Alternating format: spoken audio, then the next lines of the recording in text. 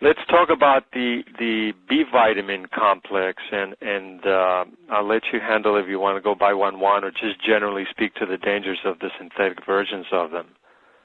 Okay, well, I don't know if we had an opportunity so far in this series to talk about the B synthetics and how they're made, and we talked, I think, about coal tar. Now, the very coal tar that they have roads made out of, they actually make many of the B vitamins out of.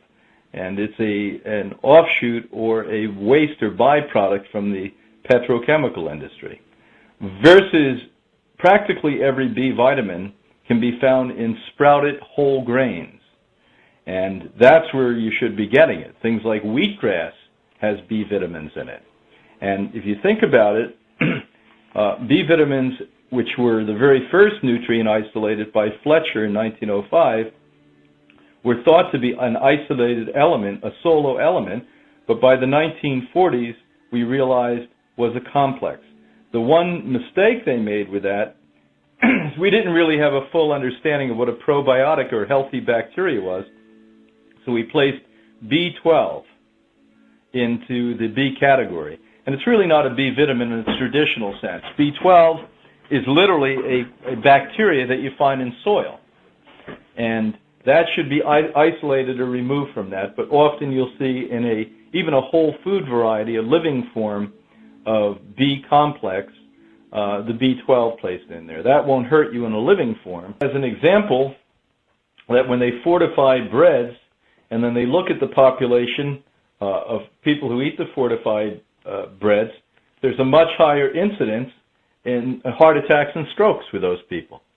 And when I was a boy growing up, we had a bread called Wonder Bread, and now I wonder why they even called it a bread.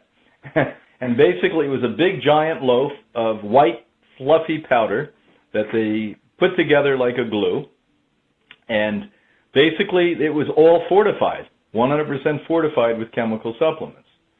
And when you start to look at these things, you start to say, my God, how did they ever mislead us to a point where we started to think that something that was neutral and neutered like that was a natural thing to eat?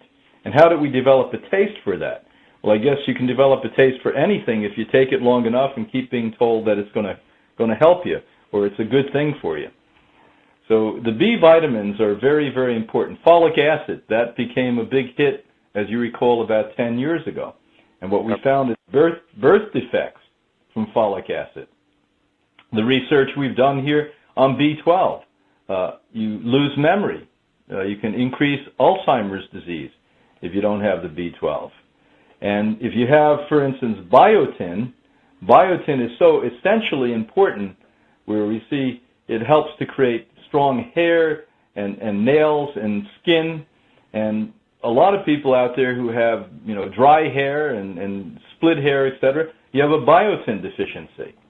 And you start to look at things like B5.